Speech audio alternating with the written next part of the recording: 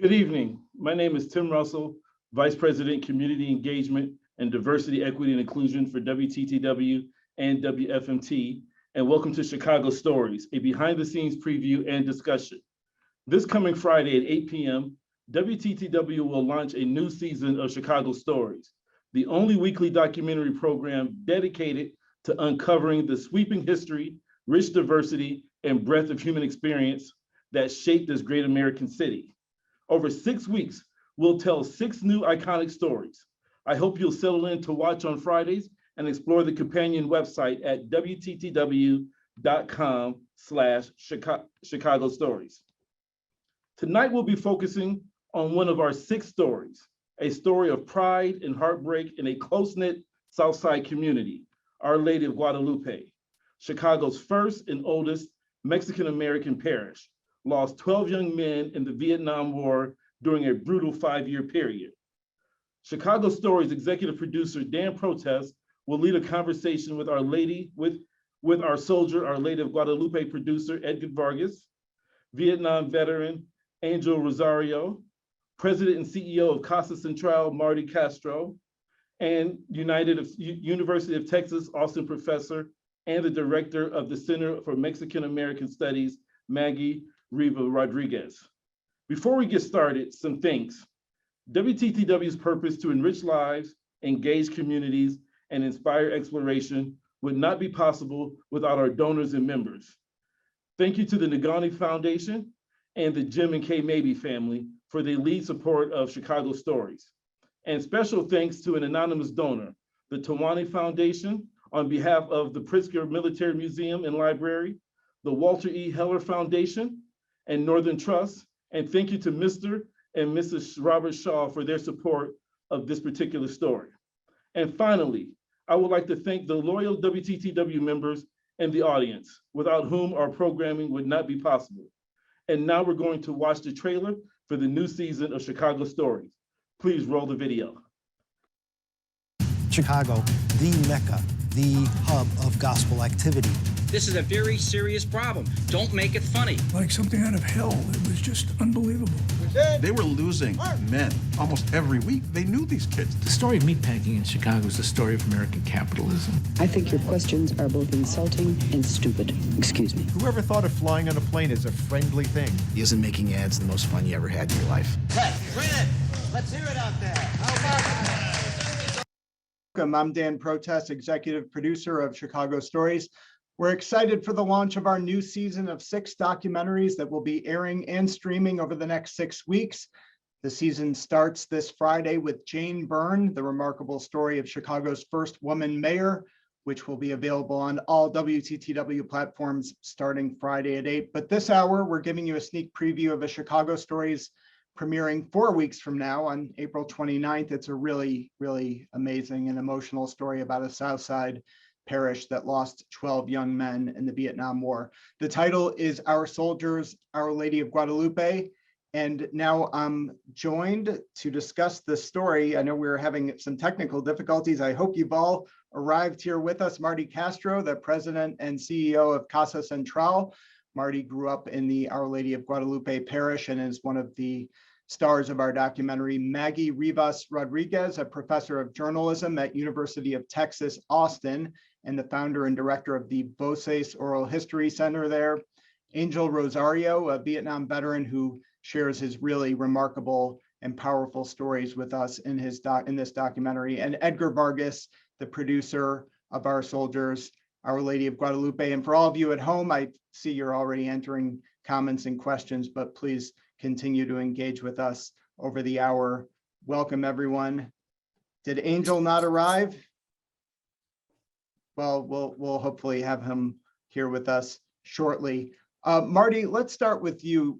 We're all familiar with the Vietnam Veterans Memorial in Washington, D.C., but there's another Vietnam memorial that was completed 12 years before the one in Washington, D.C., while the war was still going on. Tell us about the memorial at 91st and Brandon in South Chicago. I'd be honored to. Thanks, Dan, for doing this, and Edgar and WTTW for really keeping this important story alive for all those who don't know it. And at the height of the Vietnam War, as you indicated, Our Lady of Guadalupe Parish lost 12 men. That was more than any other parish in the United States. And what folks like my dad and others did is they wanted to create a monument to honor their fallen from our community. These were young men that they coached in baseball, that worked at the local store, that were, part of our extended families. And we did it, they did it at the height of the Vietnam War, when our soldiers were still coming home and being spit on by other Americans. We, as Mexican Americans from South Chicago, were proud of our men who were serving and dying in for our country, the United States of America. So they got their pennies together in little cans and coffee cans, and were able to create enough dollars to put this monument on a donated piece of land from the church. And at a time when Vietnam was a bad word for us in South Chicago, it was a way to honor our fallen soldiers, our fallen young. And Marty, across the street from the memorial is Our Lady of Guadalupe, and it really has an important place in Chicago history. Why is that? Well, it is the first Latino, specifically Mexican-American church that was established. In fact, when our grandparents and great-grandparents arrived to Chicago, literally a century ago to South Chicago, there was a little military Quonset hut that was wooden, that was Our Lady of Guadalupe Church, where the Mexicans went to worship because we couldn't go any other church. And literally the community there, before they built the monument, they built that beautiful church, which is now the National Shrine of St. Jude. That church is historically the first Mexican and first Latino church in Chicago. And even for those of us who may no longer live in South Chicago, folks come back to Our Lady of Guadalupe. We baptize our kids there. We bury our dead there. We celebrate the important milestones of our families at Our Lady of Guadalupe to this day. Angel, I see you've joined us. You are muted right now, and we're just barely catching the top of your head, but I want you to join the conversation. If you can unmute yourself. There you are. Good to see you. Welcome.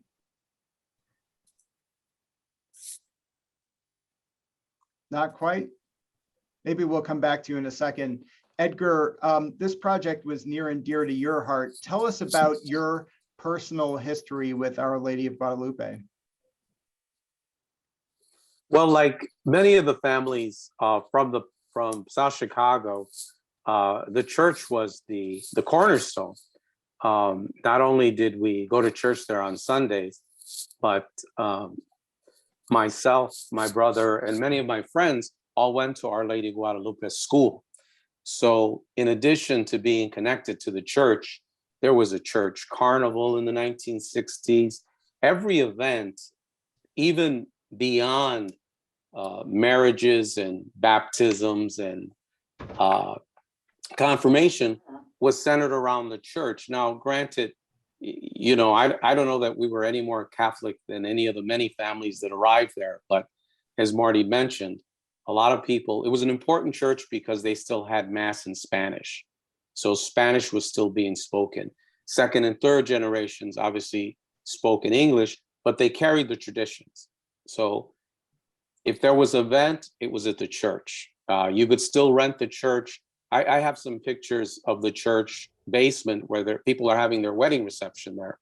So you can imagine you had your wedding in the church, and then you could go down for a reception. My dad, because my dad was a wedding photographer as a side job, he was a welder by trade. We had 8mm film footage that we've shared for this project, as well as photography. And there's just thousands of more pictures that we were not able to put into this, but that we have and that tell the story of this parish. Yeah, so you grew up at Our Lady of Guadalupe. You still attend Mass there, make a long drive to Yes, go there. And I still so do. this is a story that's near and dear to your heart. And as you mentioned, your father captured scenes of life in the parish in the 1960s that you were able to use in this documentary, which really kind of make it feel present, like a real place. Brings back to life the 1960s. Angel, are you able to unmute yourself? No, I think he's continuing to have some issues. Let's, while we sort that out, take a look at a clip from the documentary. And when we come back, I'm eager to hear from Angel and from Maggie as well. This is a clip from Our Soldiers, Our Lady of Guadalupe, which again, you can all watch on all WTTW platforms starting April 29th. The first time I heard of Vietnam was from my mother. It was something on the news, caught her attention, and she just said, I hope you don't go to war. And I asked her, what war? And she said, Vietnam. And I go, where's that at? She goes, I don't know. One day we were sitting in Bardelli's, these three men come walking in, and they were dressed in suits. They were government men. We noticed them, they were looking around, and one guy started smiling. He goes, you guys are going to Vietnam. And I turned around to him, I'm not going to Vietnam. And he goes, why not? I said, I'm only 15. And he goes, don't worry about it. Vietnam will still be there when it gets to be your age. Your government called, the United States call you, you know, and that's what I said. If they're gonna take me, to take me. You don't argue with it, you don't fight it. That's what it's about. When I received my draft notice for the first time, I told my mother that morning that I had to go report to something in Pershing, and that I'll be back later on that night.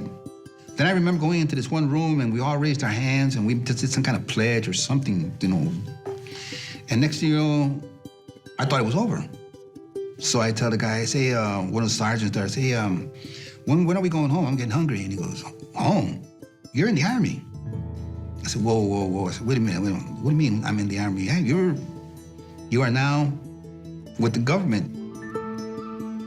I make my first phone call to my mother. And the first thing my mother said, Roman, where are you? Are you in jail? I said, no, what makes that mad? You ain't gonna believe this, I told her, but I'm in the Army. She goes, no, ¿cómo puede ser? I said, look, you know, the military came for me, you know, and I'm in the Army. I'm gonna be here for, according to them, I'm gonna be here for 2 years. All of my friends were being drafted. I was more confused and scared at the same time, a combination of both. I didn't know what to expect. I didn't know what life would be like or how it would affect me. I didn't know anything about the service at the time. When they called me, my father told me, I said, look, I don't want you to go to the service. I prefer that you get back to Mexico. And I told him, I said, no, Father, I want to go to the service. While many of the young men from Our Lady of Guadalupe received draft notices, just as many rushed to enlist. The first generation Mexican Americans felt they owed this country for the living that they were going through, the opportunities that were available here. They felt they owed this country something, and the way to do it is to serve this country. The other thing is some of their parents had been in the war, had been in World War II, all right? So this patriotism was already embedded in the families. And it seemed only natural for the sons primarily to follow in those footsteps.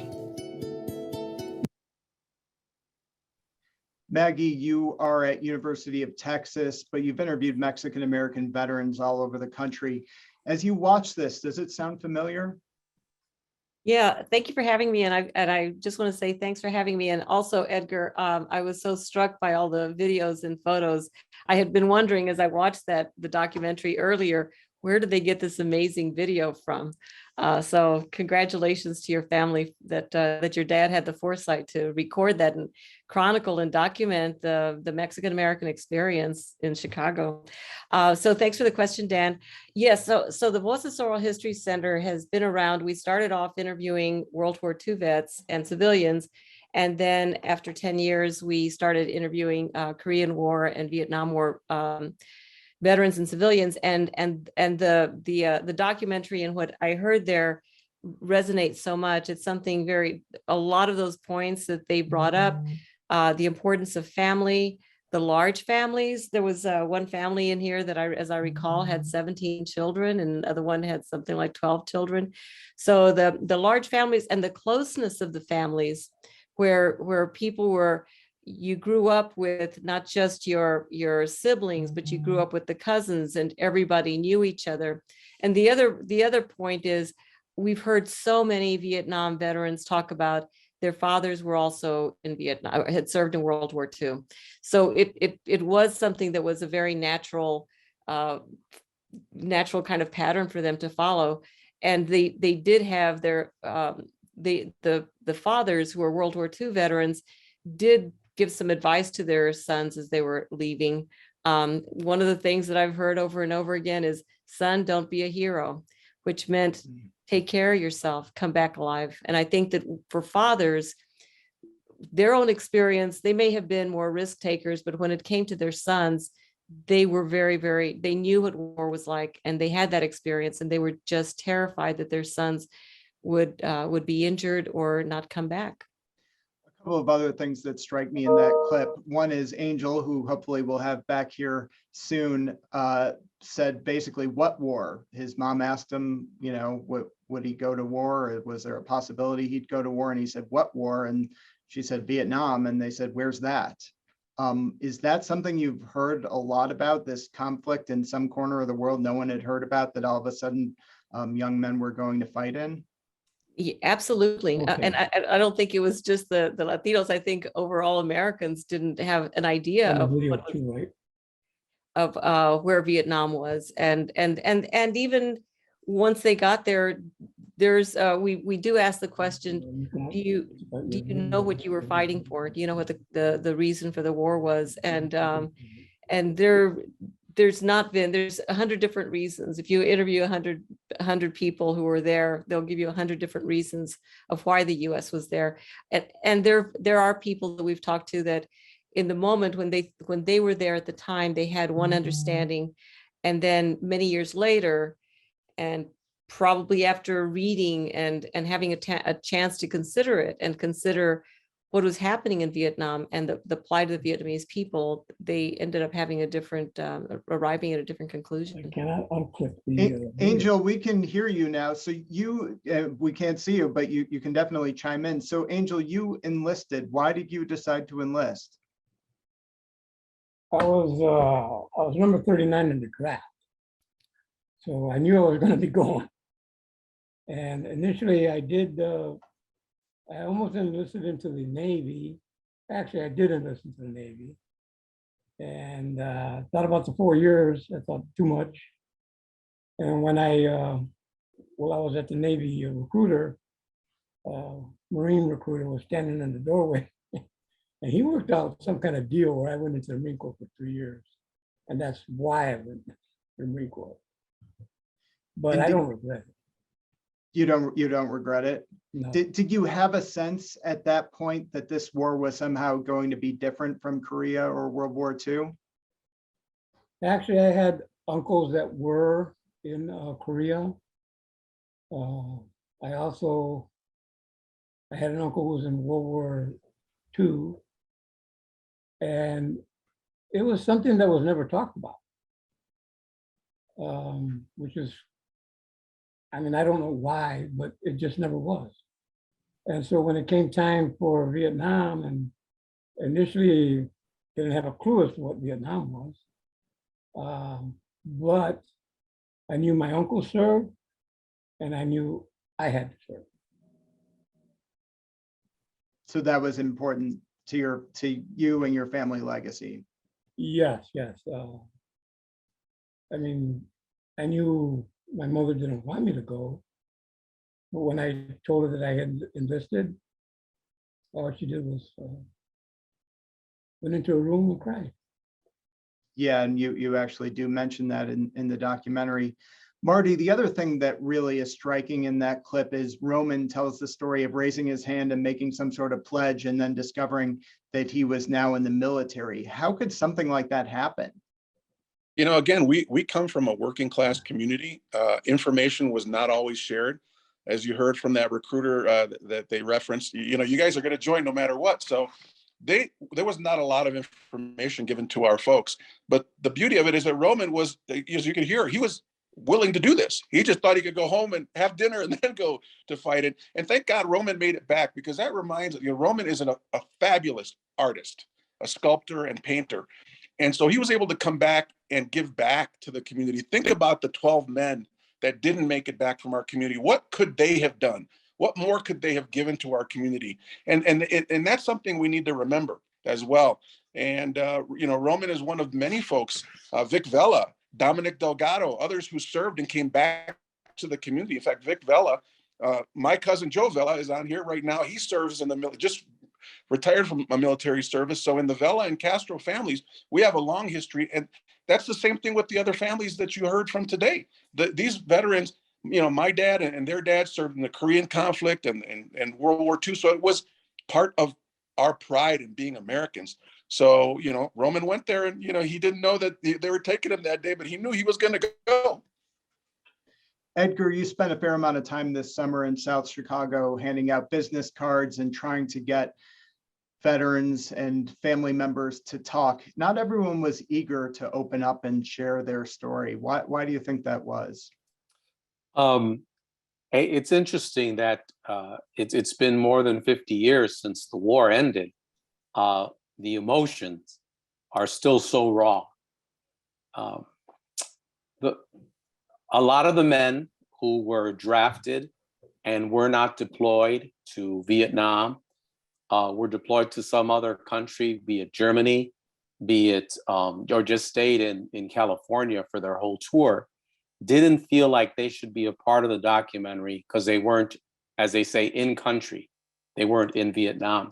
But even for the men that did, I didn't pry if they didn't want to tell the story, but through different contacts, everybody had very personal reasons why they didn't want to relive that part of their personal history. Joe Sanchez, who you saw, who is currently the commander at the American Legion Post that still puts on the Memorial Day and Veterans Day events, he mentions it's hard to go back to a place that you want to forget about. Angel, it was certainly very emotional for you. We can see it throughout the documentary, talking on camera with Edgar. Why did you think it was important to open up, even though it clearly was very painful for you? Oh, I did it for my family. I hadn't talked about it in 50 years. And even though there are other people that have experienced more than I did, my cousin Frank Garcia being one of them.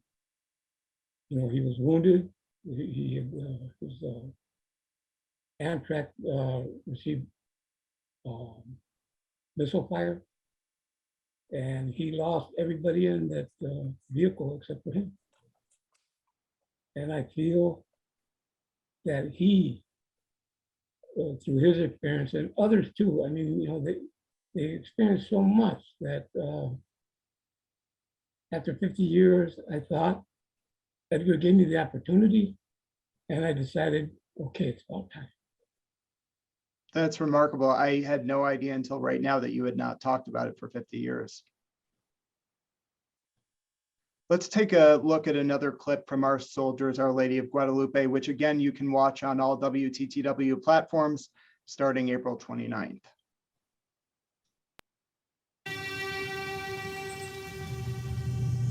Dear Aunt, yes, it happens like I said it would. I'm here in Vietnam fighting a war. My first 2 months went by so fast that it's hard to believe.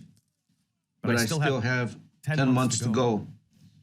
Hope God takes care of me, because this is the last place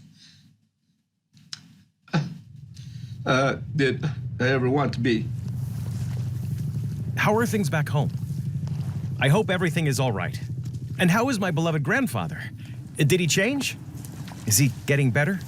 And what about my good uncle? Still buying cars? Have you been to see my grandmother or my mom? I want to thank you again for that going away present the day before I left. Juanita, write to me and let me know how everything is back home. And be patient, because it takes 2 to 3 weeks before I can answer or write back to you. Well, goodbye, and God bless the family. I'll be waiting for your letter. Your nephew? Love you, Eddie. You can't relay what your feelings are to another person who's never been in that type of situation. You can't put the fear that you felt, the thought of dying and watching other people get wounded and watching other veterans, fellow veterans die. There's nothing you can do about it. It's nothing that you talk to your family about. His letters, he will always say, make sure you take care of mom and dad, help out around the house. My letters would be pretty vague because I didn't want him to have any more worries or pressure. That helped him because it gave him a connection to kind of stay cool. Dear Mary, I received your letter the other day and was glad to hear from you. How are the kids doing in school? Is little Let in school yet, or is she still at home? You were right about one thing. All of us guys want this war to end soon. I hope this letter finds you all okay and well. So until next time, your bro, Joe. P.S. I don't think I could go for a pot of beans. I could go for some tortillas.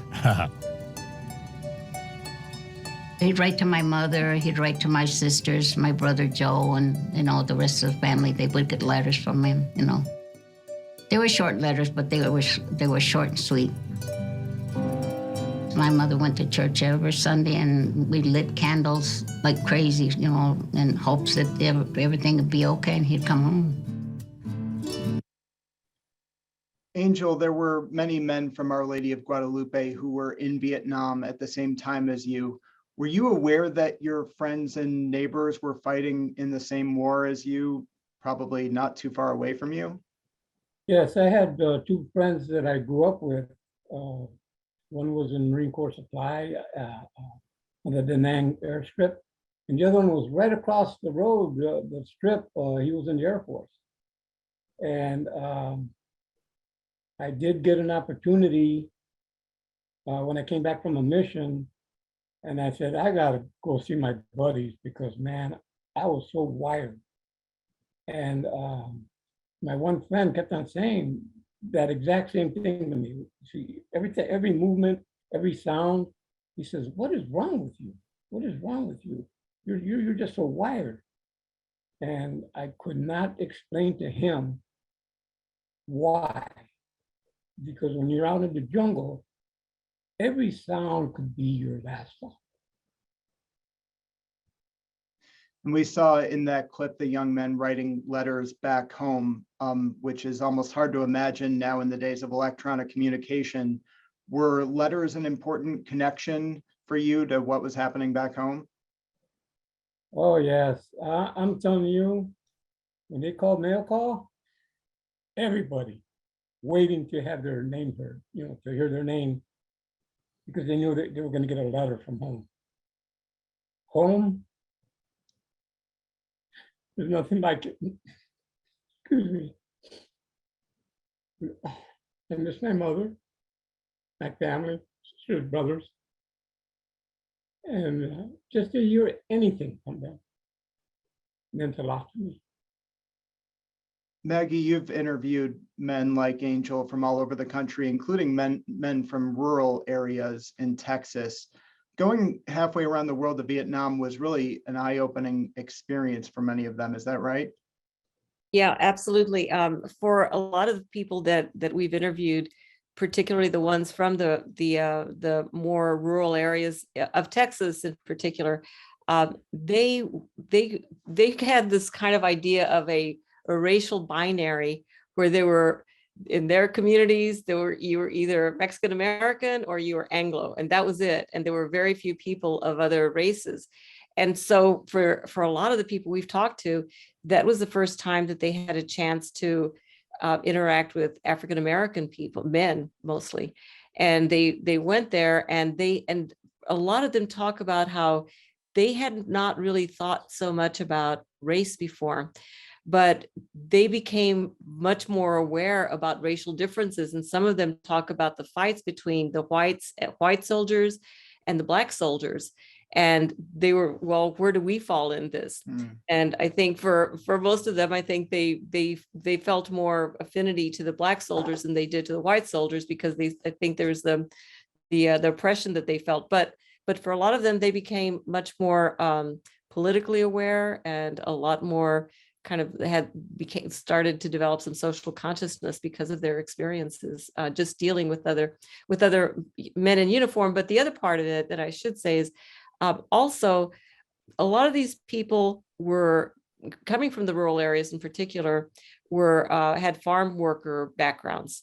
And so they went to Vietnam, and all of a sudden they see the Vietnamese people in the rural areas who are doing the same things that their families were doing back home. And some of we have a story of one of them who had a Vietnamese man come up to him and point to his skin and his arm and say, same, like your color is the same as my color.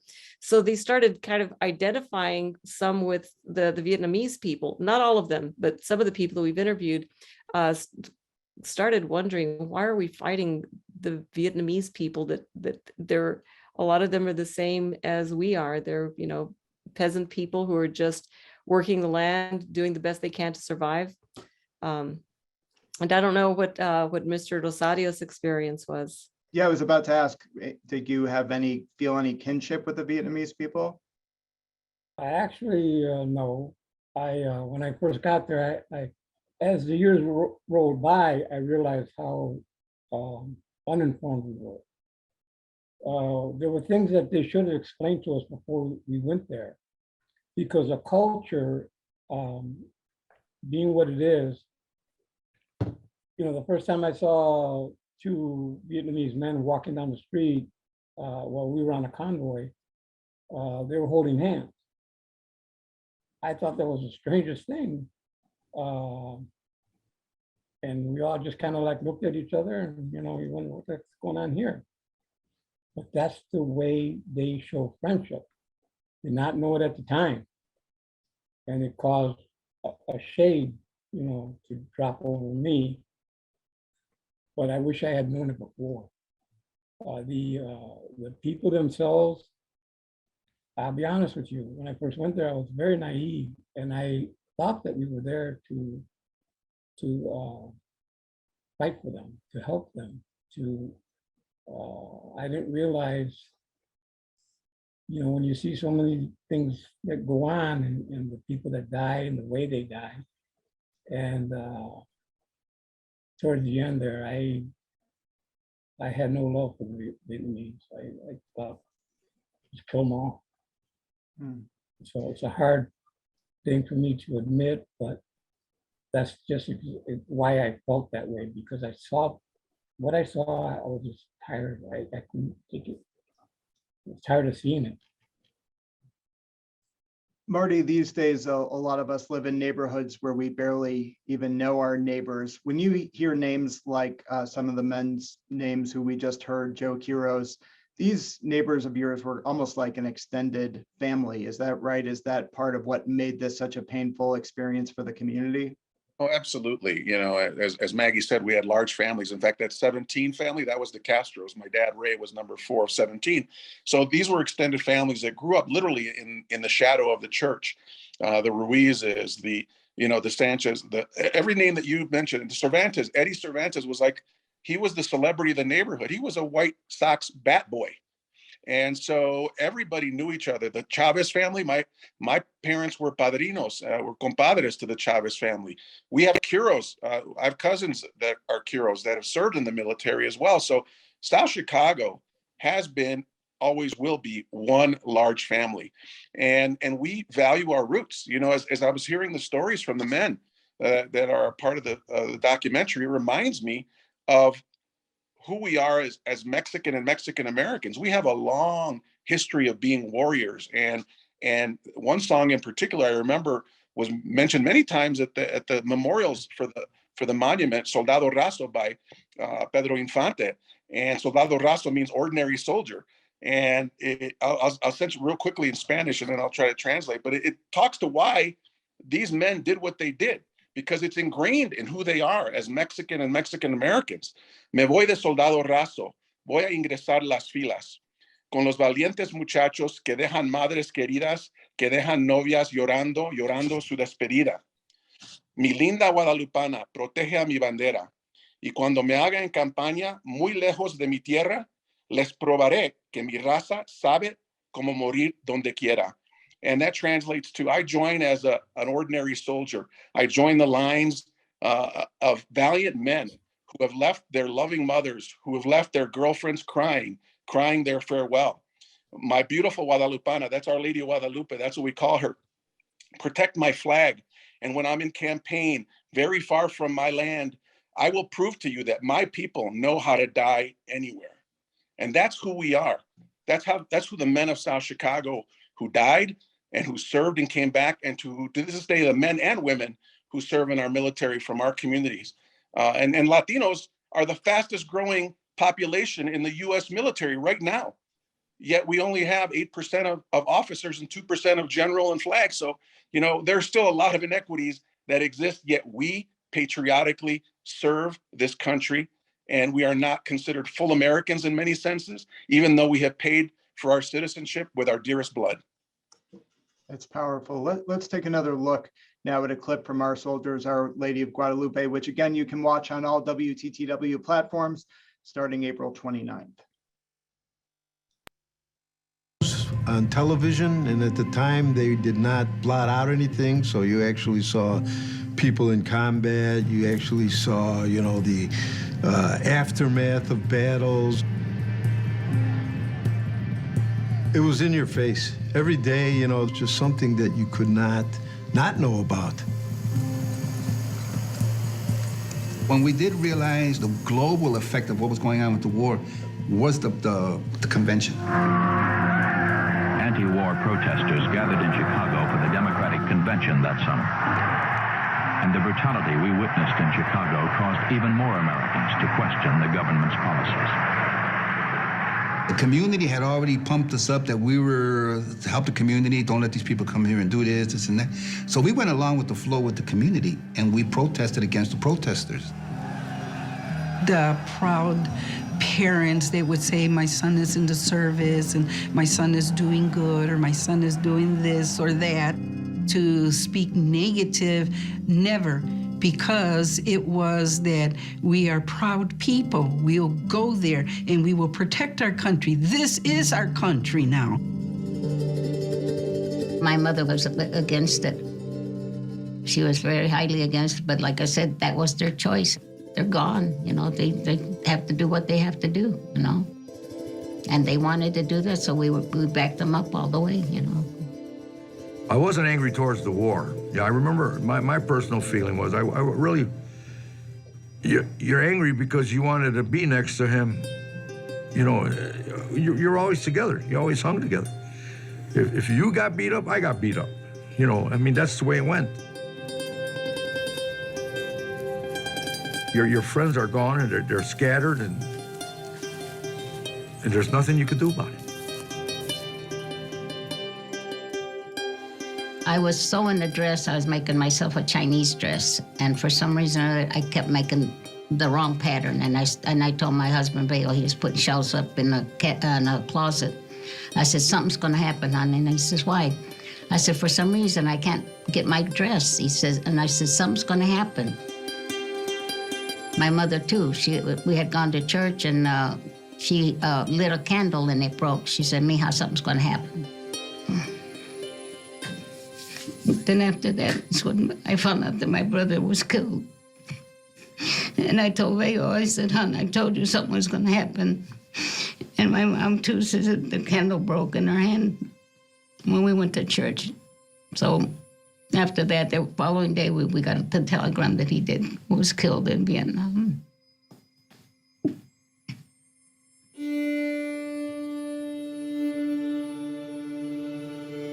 My crazy brother, Joe. That was my G.I. Joe brother.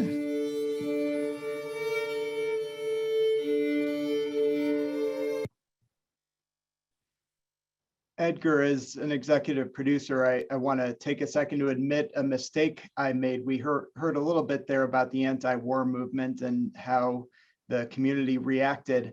I was urging you to track down some hippies at Our Lady of Guadalupe who were against the war and you started finding interviewees and talking with them, and a very different story emerged. Is that right?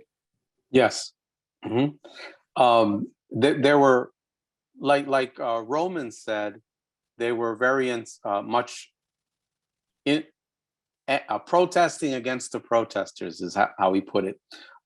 Ray Arias' sister, Rita, was a student at University of Chicago, and she had mentioned to me that it was very difficult to see the anti-war protests knowing that her brother was in Vietnam. So it was, again, Marty and I were kids at that time, so we could see the soldiers and we kind of understood what we could, but the protest, as it were, around the country, didn't happen in South Chicago. And if it did, it was kept under wraps. Angel, when did you become aware that there was strong anti-war sentiment?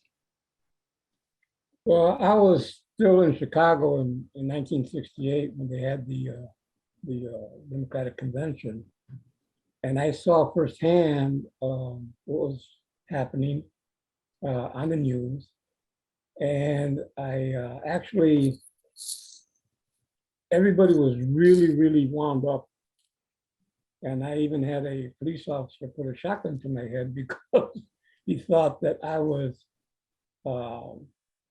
going to start some trouble. And I told him I had friends, my mother had friends in the police force, and I said, wait a minute, my mom is so-and-so, I'm okay, I'm not gonna do anything. And he just blinked his eyes, and finally he recognized who I was. And so we were going through some really bad times at that time. And it's something that you can never forget, because, whether the people that come and do the things they do are always from the outside. I've never seen Chicago people really protest. There's people that come in and agitate. And that's what I find hard to put up with. Maggie, you told me in your conversations with Mexican-American veterans that Vietnam didn't always activate them politically, but that it would often affect their children, that it would somehow intergenerationally politically activate families. Yeah, it was the people that we've interviewed, and I can't speak to the folks from South Chicago, but the folks that we've interviewed came back a little bit more politically savvy and interested in the topic, but didn't really have the tools necessarily to put that into practice. And I speak really in generalities, because we also have some of the first Mexican-American legislators here in Texas were of the Vietnam War generation, whether they were in Vietnam, either in country or stationed elsewhere. We do have a substantial number, but it's really their children who are able to begin to, and I don't know if that it's just Mexican Americans, the Vietnam generation, but every generation of Latinos keeps on increasing its educational attainment. So there might be that aspect of it as well. Just that's it's been really marked to me that we've interviewed so many Vietnam vets who oftentimes were interested. Some of them ran for local office. We have cases of they ran for city council or school board in their local communities, but it was really their children who took it a step beyond that. Let's take one final look at a clip from Our Soldiers, Our Lady of Guadalupe. Again, you can watch it on all WTTW platforms starting April 29th.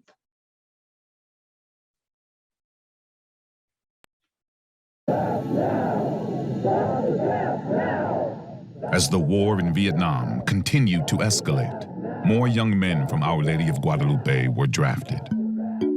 One of them was Tom Padilla. And he didn't want to go, but he figured if he had to, well, he'll go. And my mom didn't like that.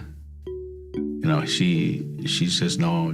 She heard about what was happening and all the body bags and all that were coming back. And so she took him to Mexico for vacation for about 3 weeks to see if he would stay in Mexico. She said, "You can stay in Mexico. You'll never be able to come back, but you can stay in Mexico and you'll be alive." And he said to my mom, "Mom, all my friends are going. You know how I would feel if I go to Mexico and stay there? I would feel like a coward. I don't want to do that. I would feel like I let down my friends. So I have to go." I think it's that they're always challenged to be American in a sense, and there were no Mexicans on the draft boards either. So, you know, they weren't going to get exemptions or flee to Canada or back to Mexico or whatever. Because don't forget, if they were born and raised here, they had really no connection to Mexico anyway. Why would they go to Mexico? At that point in the war, people were just being deployed as replacements. I did not get drafted, I enlisted. And one of the reasons for that is that I had a pretty low draft number. There was really, it's not like I had this great passion for school, and that might be a good way to get a stronger basis of direction going into the military. So I enlisted. First night we got to Fort Lewis, Washington. They unloaded us from the trucks. They said, "This is your temporary barracks," right? So now you're walking into this big 2-story wooden frame building that had been built for the World War II guys.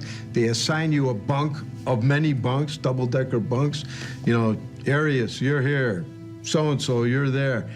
Here's a blanket, right? And I swear to God, it's the scariest thing in the world. And I honestly believe I heard grown men whimpering.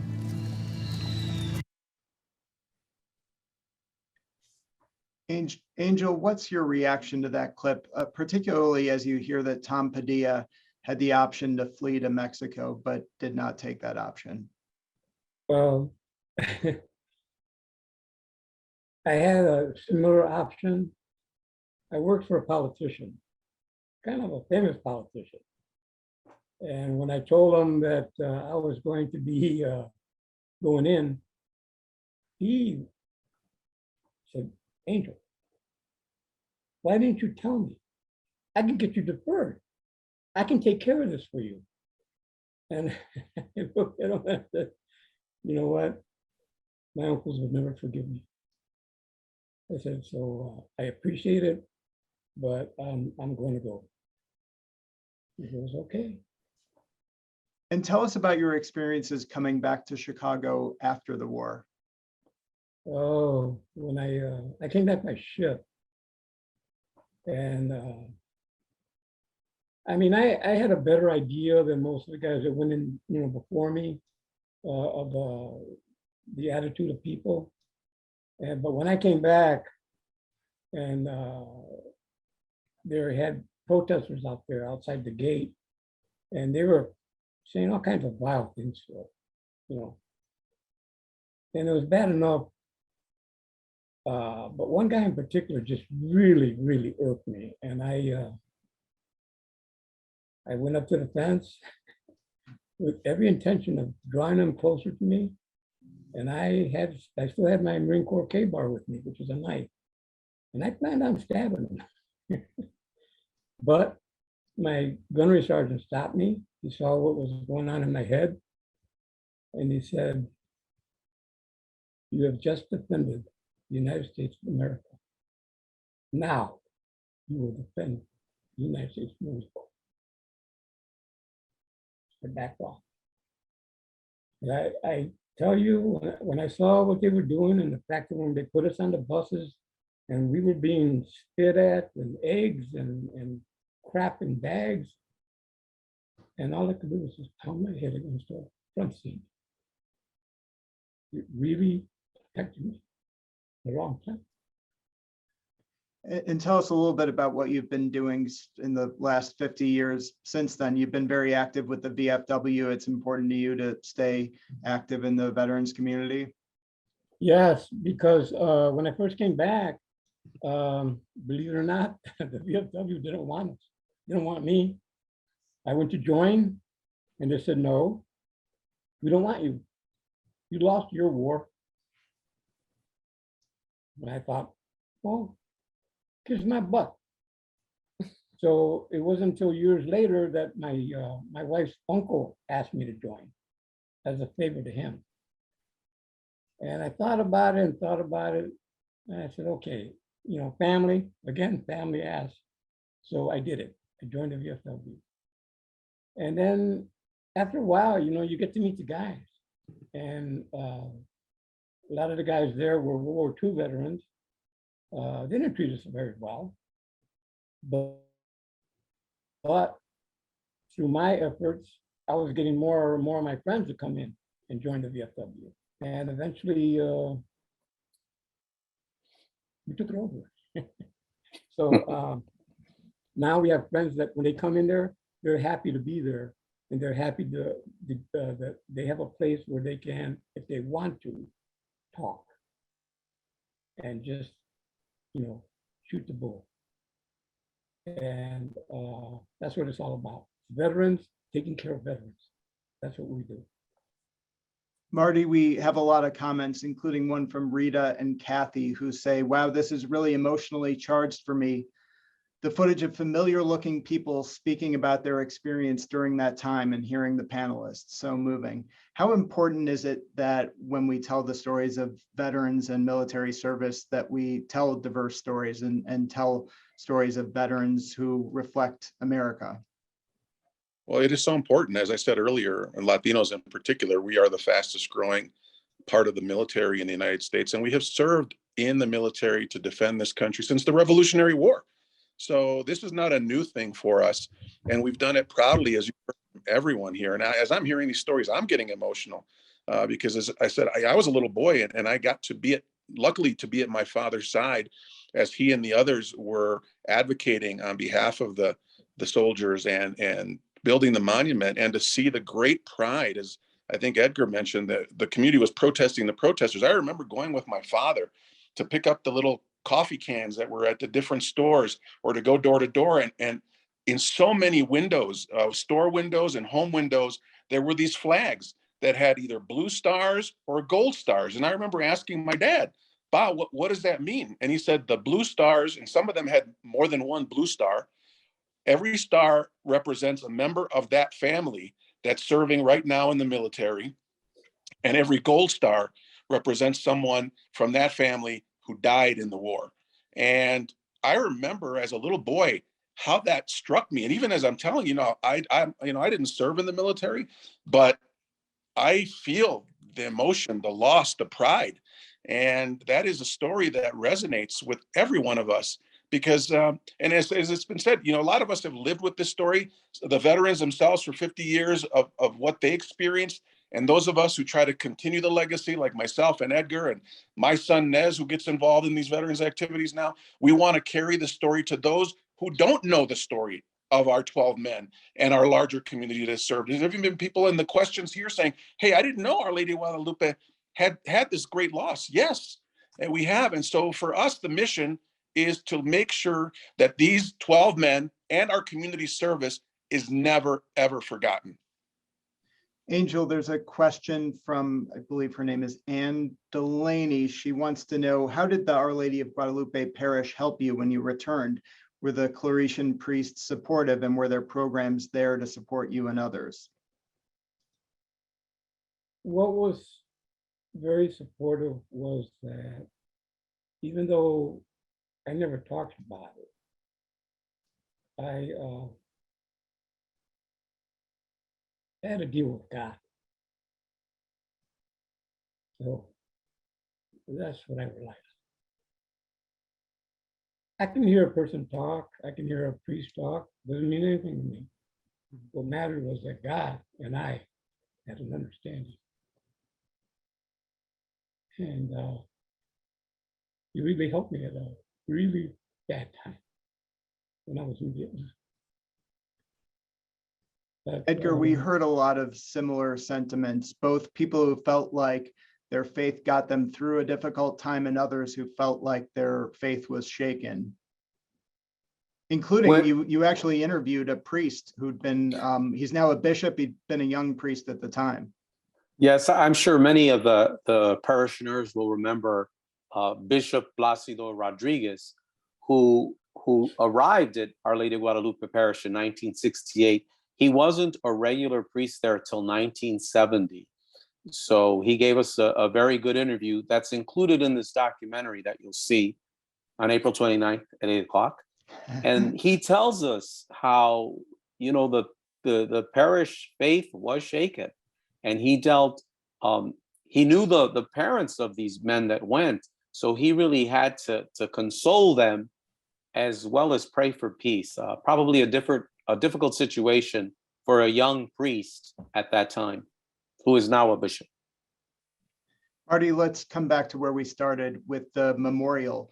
Is that still a kind of gathering place for the community as the Vietnam War recedes further and further into our history? Is that still kind of an important gathering place? And would you encourage our viewers to go check out the other Vietnam Veterans Memorial? Mm-hmm. It is, because while it may have receded in history, as we've heard from today, from the documentary and from Angel, it has not receded from our memories, and it is still very much alive. So with the exception of the pandemic, when we were actually going to celebrate the 50th anniversary and reconsecrate the memorial, but we couldn't come together because of the pandemic, that period of time is the only time that we have missed having a Memorial Day or Veterans Day event. Thankfully, this past fall, we came together again for the first time face-to-face to have the Veterans Day, and we are looking forward to May 29th this year to celebrate the 52nd anniversary of the monument, because we have not, and we will never forget it. And the beauty of it is, while 52 is kind of an odd number, I mentioned earlier our roots as Mexicans and Mexican Americans, and our indigenous roots in particular. The Aztecs celebrated every 52 years a new fire ceremony where they would put out the old fires and relight them to reinvigorate and reconsecrate. So it is our hope to work with the veterans this year for the Memorial Day and see if we can do a new fire ceremony to reconsecrate this memorial for these Latino American men who've given their lives 52 years ago, and continue the legacy of telling their story for community, not only for our community, but for all the generations and for the rest of Chicago and the country. This is a story that should be better known in the annals of our military and our American history. Well, thank you all for this wonderful conversation. Marty Castro, Maggie Rivas-Rodriguez, Angel Rosario, and my longtime collaborator and colleague, Edgar Vargas. And thanks, as always, to our members and funders for their support of this project. A reminder that over the next 6 weeks, you can watch 6 new Chicago Stories documentaries starting this Friday at 8 with Jane Byrne. And on April 29th, you can catch the entire documentary, Our Soldiers, Our Lady of Guadalupe. Those will be available on all WTTW platforms, including our website, WTTW.com, where you can also watch some really excellent web features, including the full story of Eddie Cervantes, who you heard about earlier, the White Sox bat boy who was killed in Vietnam. To all of you at home, thanks for joining us, and everyone have a good night. Thanks. Meet you all.